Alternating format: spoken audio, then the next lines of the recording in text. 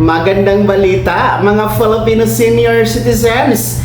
2,000 piso ibibigay sa inyo simula ngayon, buwan ng July 2026 hanggang Disyembre po ito, 2026. 6 na buwan na 2,000 piso cash assistance. Sino-sino ang kasama? Yan ang ating pag-uusapan sa episode na ito.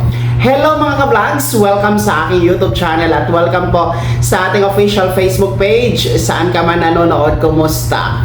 Well, eto no, para sa ating mga senior citizens, magandang balita dahil kasali po kayo sa makakatanggap ng 2,000 piso o 2,000 pesos cash assistance sa ilalim po ng Uplift Assistance Program ng pamahalaan. Well, ito po ay base sa anunsyo ni Pangulong Bongbong Marcos noong July 16, 2026. Well, ano nga ba itong Uplift Assistance Program na 2,000 piso? Ito po ay inisyatiba ng ating gobyerno bilang tugon po sa patuloy na digmaan sa gitnang silangan, patuloy na krisis sa langis, patuloy na kawalan ng supply ng langis, at syempre domino effect yan. Magtataasan din po ang mga pangunahing bilihin gaya ng pagkain, gamot at iba pa. Kaya nais po ng ating pamahalaan na kahit papano ay bibigyan ng ayuda through the Uplift Assistance Program ang ating mga nakakatanda, ang ating mga pamilya, no? Ng bawat pamilyang Pilipino, kumbaga. So ito po ay nagkakahalaga ng 2,000 piso. Well, una sa lahat, sino-sino ba ang qualified dito? Well, para sa ating mga senior citizens, pasok kayo sa group 2. Kasi meron tayong 3 grupo o 3 pangkat, no? Base po sa inilabas na criteria ng ating DSWD. Kasi yung group 1 para yun sa mga 4-piece beneficiaries at walang gutom program na mga beneficiaryo. Automatic yun sila na makakatanggap ng 2,000 piso. One time only sila. Well, itong group to ay kabilang na nga po ang pamilyang Pilipino na nasa mababa ang income, na kung saan nasa 20,000 pesos monthly salary credit o hindi ka lalagpas dapat sa 20,000 ang buwan ng income, mga ka-vlogs. At dito sa group to, kasama na nga po ang ating mga nakakatanda, ang mga senior citizens, no?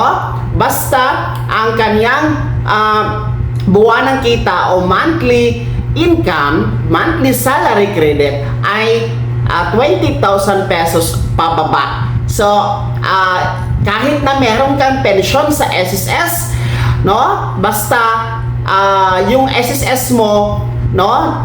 Kasama ka doon sa na-identify na nasa 20,000 pesos pababa ang monthly salary credit, kasama ka, mga ka-vlogs. So, ang criteria lamang nito, no? Pasok kayo sa listahan ng CBMS or yung ating community-based monitoring system na ginanap po noong 2024, no? Ng PSA. Kung naalala nyo, no?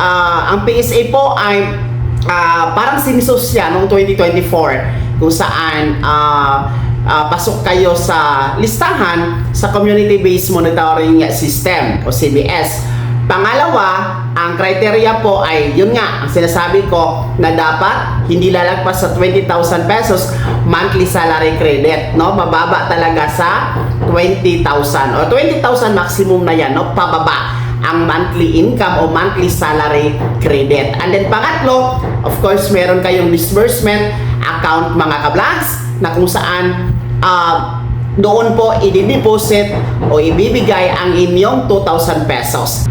Well, ang kagandahan dito sa ating mga senior citizens ay hindi po ito katulad sa mga beneficiaries ng 4-piece at walang gutom program na isang beses lang sila makakatanggap, no? Ang ating mga group 2, kabilang na nga po ang senior citizens, 6 na buwan po ito mula ngayon, July na buwan hanggang Disyembre 2026, every month makakatanggap ng 2,000 piso, mga ka-vlogs. Well, ang sabi naman ng DSWD, ang unang araw o unang buwan nito, July, estilo po ng pagbibigay o pamamahagi ay over the counter po o kaliwaan. Pupunta kayo sa mga site kung saan i-identify ng inyong munisipyo or LGU. Well, sa mga susunod na buwan hanggang Disyembre ay pwede na pong i-deposit sa inyong bangko or mga e-wallets gaya ng GCash, PayMaya at iba pa, no? Depende sa inyong available na kung saan pwede i-deposit, no? Kasi once na makakatanggap kayo sa payout sa site nitong buwan ng July, ay meron kasi doong ibang area din na doon kayo diretso after nyo matanggap yung pera para doon magpalista kayo kung saan nyo po i-deposit, ipapadeposit ang inyong susunod na payout ng 2,000 piso. So paalala sa lahat ng mga nakakatanda, nagsimula na po ang ating payout ngayong araw, July 20, 2026 hanggang Disyembre pa po ito. Kaya alamin nyo na ang schedule sa inyong barangay o sa inyong munisipyo para sa yung 2,000 piso na uplift assistance program ng pamahalaan. Kaya naman mga senior citizens, ano po yung comment at reaction sa balitang ito? Kayo ba ay nagagalak dito sa cash assistance na 2,000 piso sa loob ng 6 na buwan, July to December 2026? Ibahagi niyo po sa comment section na nasa baba. Maraming salamat sa pagtutok. God bless. Mag-ingat mga ka-vlogs.